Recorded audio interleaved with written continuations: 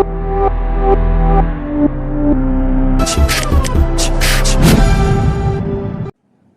Student, এখন আমি তোমাদের সামনে আজকে যে ক্লাস 12-এর কস্টিং অ্যান্ড ট্যাক্সেশনের এক্সামটা ছিল সেই এক্সামের পার্ট বিতে যে এমসিকিউ আর এসএকিউ ছিল তার অ্যান্সারগুলো নিয়ে এখন আমি তোমাদের সামনে আলোচনা করছি। তোমরা একটু মিলিয়ে নাও তোমাদের কটা ঠিক হয়েছে।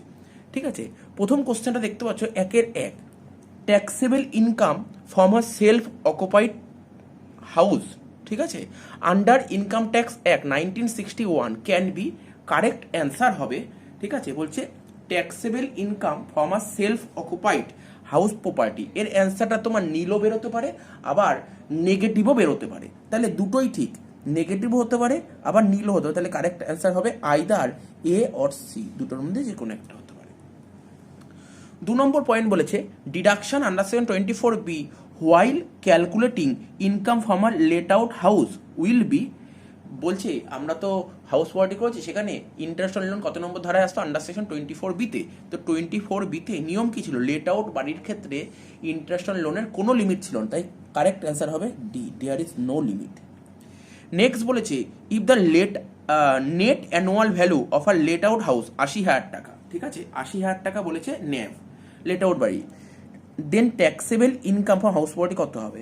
দেখো ন্যাব বলে দিয়েছে তোমার 80,000, ঠিক আছে, তার থেকে কি হয় ডিডাকশন বাদ যায় একটা, আন্ডার সেকশন 24A-তে একটা 30% ডিডাকশন ছিল, ওটা বাদ যেত।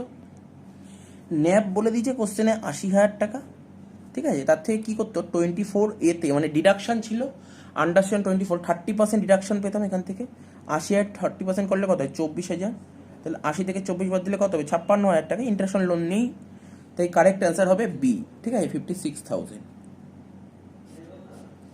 নেক্সট এর সঙ্গে একটা ওরে একটা কোশ্চেন দিয়েছিল, বলছে net annual value of a let out building is ₹4 lakhs, interest on loan বলে দিয়েছিল 80,000 টাকা কনস্ট্রাকশন পারপাসে যেন লোন নেওয়া হয়েছিল 80,000 টাকা, আর ইনকাম ফ্রম হাউস প্রপার্টি কত হবে, দেখো 4 লাখ টাকা ছিল, ধরো 4 লাখ টাকা ছিল, তার থেকে তোমার কি হবে 30% ডিডাকশন বাদ যাবে মানে 1,20,000, আর ইন্টারেস্ট অন লোন কত ছিল 80,000 টাকা, বাদ দাও, তাহলে বাদ দিয়ে হচ্ছে কারেক্ট অ্যান্সার হবে 2 লাখ টাকা, এটাই হচ্ছে।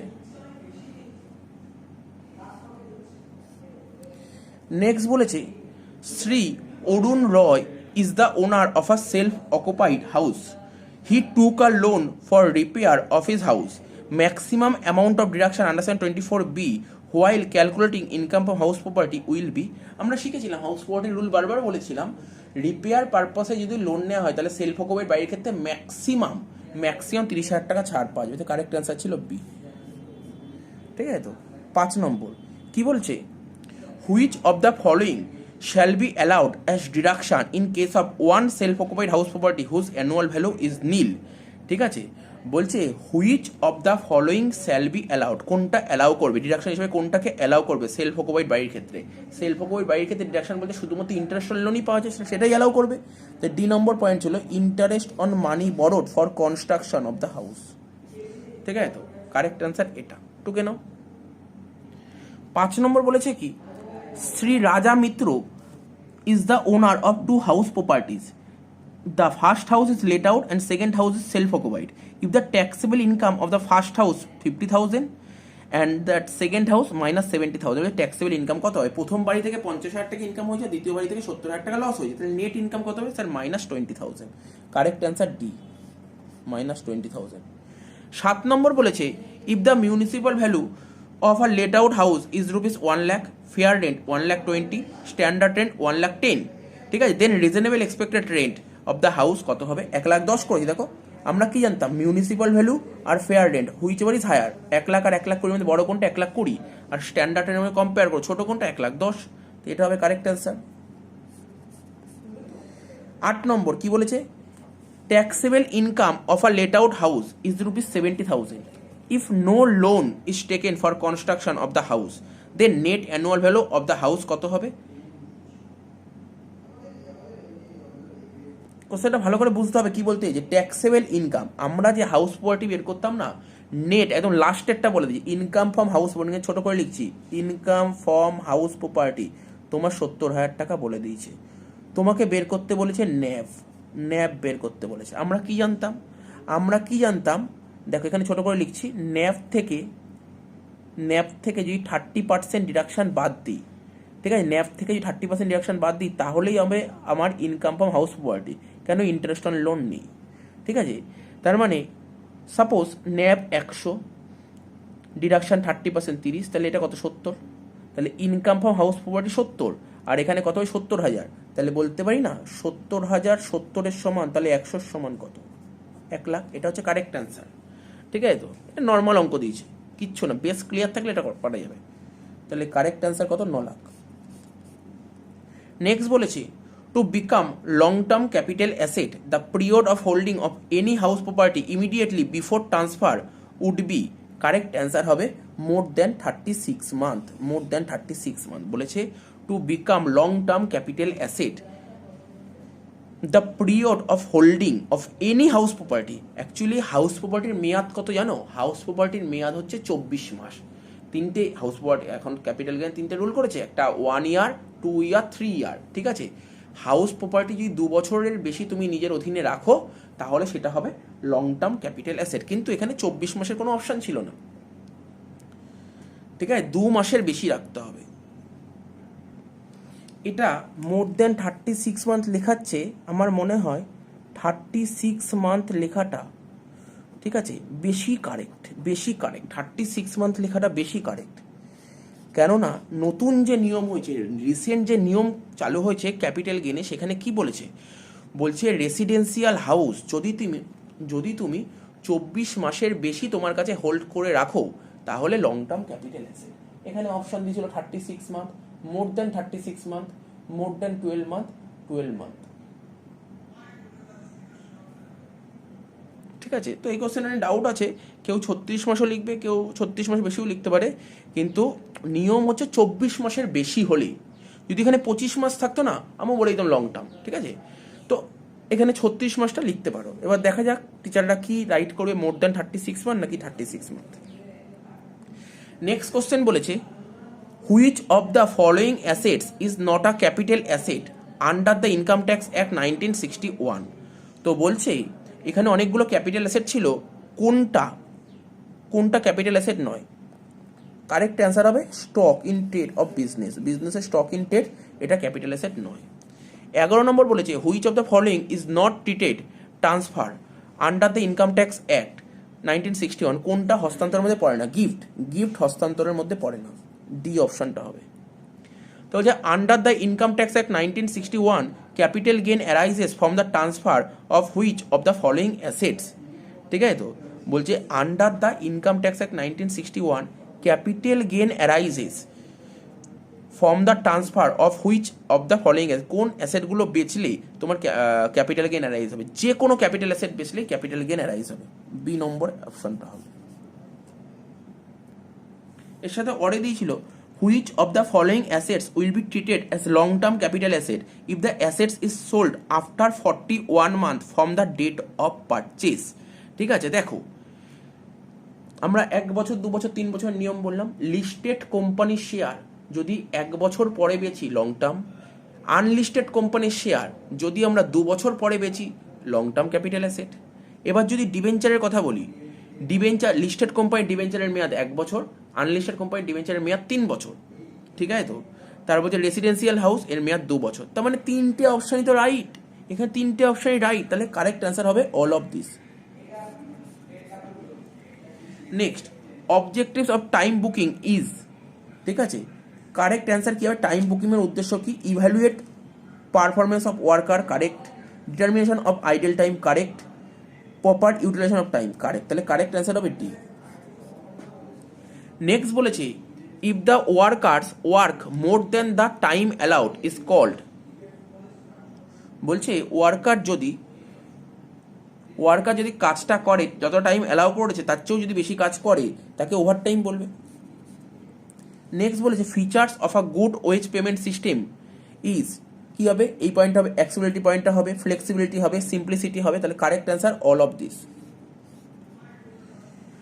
নেক্সট বলেছে amount of wages depends on which of the following, ঠিক আছে। তো অ্যামাউন্ট অফ ওয়েজেস ডিপেন্ড করে on which of the following, কিসের উপর?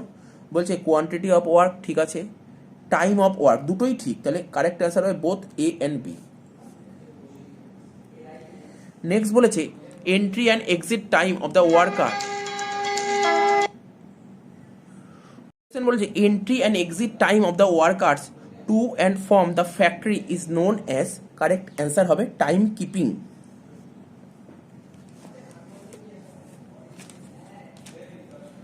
নেক্সট কোশ্চেন বলেছে under Halsey premium plan bonus is to be given at the rate of 50% of time saved.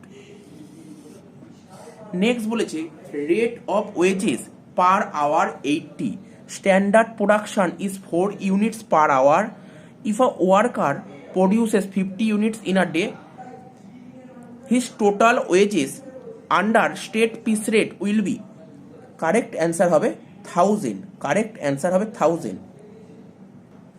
আমাকে বলেছে কি বের করতে বলেছে, স্টেট পিস রেট। নিয়ম তো জানি কতগুলো তৈরি করেছে, 50টা তৈরি করেছে, এবার একটা পিসের দাম কত করে এটা বলেন দিয়ে বের করে নেব। পিস রেট বের করার নিয়ম শিখেছি, rate per hour 80 by unit per hour 4, 80কে 4 দিয়ে ভাগ করলে 20, তাহলে 50 ইন্টু 20 করলে কারেক্ট অ্যান্সার হবে 1000, ঠিক আছে, এটা হবে অ্যান্সার।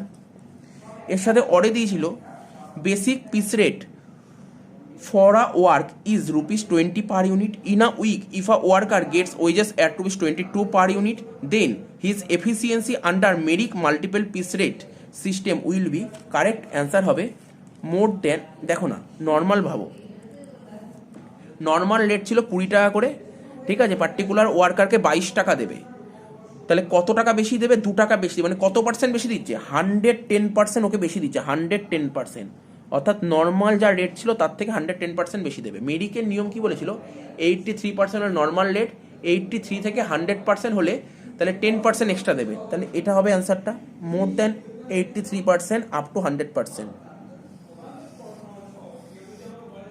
ঠিক আছে।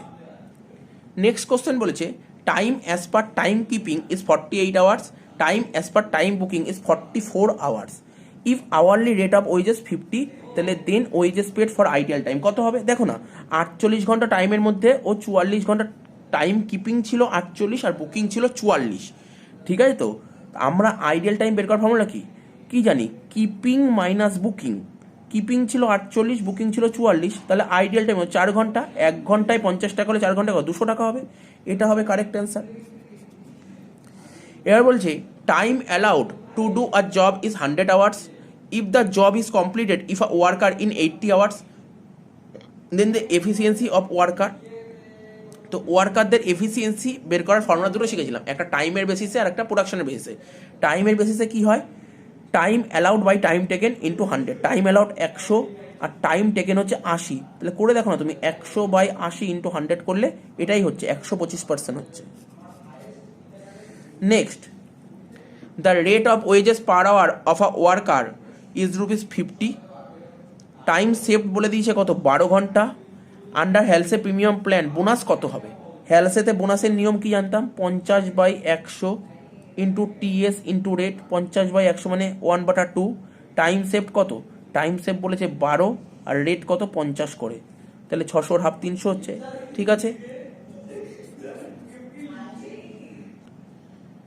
নেক্সট কোশ্চেন অরে ছিল normal wages rate per hour ₹30, standard time বলেছিল 48 আওয়ার্স, টাইম সেভ বলেছিল 8 hours, total bonus under Halsey premium system. তো সিস্টেম জানি আমরা 50/100 ইন্টু টিএস ইন্টু আর, 50/100 মানে 1/2, টিএস কত ছিল 8 ঘন্টা আর রেট কত করেছিল, রেট ছিল 30 টাকা, তাহলে অ্যান্সার 120, ঠিক আছে, করে দেখো, কিছুই ছিল না, ইজি ছিল, তাহলে সব করা করাই দিলে এমসিকিউ। এবার এসএ কিউগুলো নিয়ে একটু বলে দিচ্ছি 2-এর দাগে। কি বলেছে, how would you determine the efficiency level of a worker on the time basis, কিছুক্ষণ আগেই বললাম টাইম বেসিসে এফিসিয়েন্সি লেভেল বের করার formula standard time by actual time into 100। এর সাথে একটা অর দিয়েছিল, কি বলেছিল, in a day of 8 hours standard output is 50 units, if in the same time actual output of a worker is 60 units, then what is the level of efficiency of worker, ঠিক আছে। এটা প্রোডাকশনের দিক থেকে efficiency বের করতে বলছে, formula কি, actual production by standard production into 100, actual প্রোডাকশনটা তোমার 60 ইউনিট বলে দিয়েছে আর স্ট্যান্ডার্ড প্রোডাকশন 50, 60/50 ইন্টু 100 করে 120%, ঠিক আছে। 2 নম্বর বলেছিল write one difference between Halsey plan and Rowan plan, Halsey premium প্ল্যানের সঙ্গে রোয়ান প্রিমিয়াম প্ল্যানের একটা পার্থক্য, ঠিক আছে। তো তো এমন কিছুই পার্থক্য না, ইজি পয়েন্ট হেলসের সঙ্গে রোহানের পার্থক্য দেখো, হেলসেতে নিয়মটা কি, একটা ফিক্সড রেট আছে 50% বোনাস পাবে, কিন্তু ওখানে কিন্তু কোনো ফিক্সড রেট নেই, ঠিক আছে, এটা বলতে পারো। অর দিয়েছিল write down 1-2 advantage of time rate system of wage payment, ঠিক আছে, কারেক্ট অ্যান্সার হবে stable wage and security, stable wages and security আর বেটার ইন্ডাস্ট্রিয়াল রিলেশনশিপ। তো বুঝতে পারলে টাইম রেট সিস্টেমে দুটো অ্যাডভান্টেজ। নেক্সট কোশ্চেন বলেছে write one difference between piece rate system and time rate system of wage payment, ঠিক আছে, একটা ডিফারেন্স লিখতে বলেছে। Time rate system is a method of wage payment to workers based on the time spent by them for the production of output, আর piece rate system is a method of wage payment to worker based on the quantity output they have produce.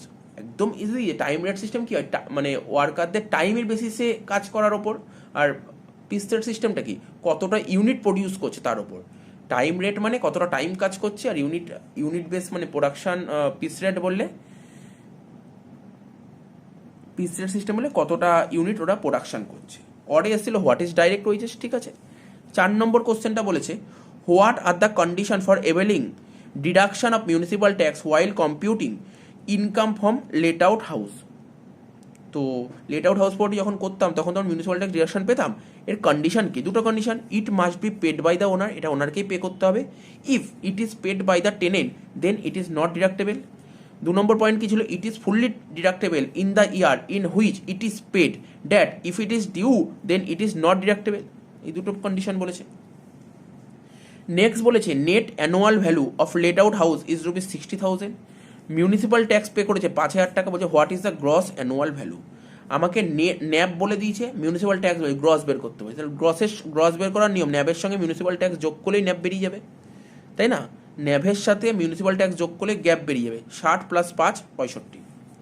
বলছে give 2 example of capital asset, দুটো example লিখতে হবে। Capital asset অনেক তো example হয়, দুটো example jewellery আর রুট পারমিট। অর দিয়ে দিয়েছিল how many capital assets are there mention them. 2 ধরনের ক্যাপিটাল অ্যাসেট আছে, একটা শর্ট টার্ম ক্যাপিটাল অ্যাসেট, একটা long term capital assets. Next question বলেছে what is the formula of calculating bonus under Rowan premium plan, formula TT/TA into TS into R, মানে rate per hour.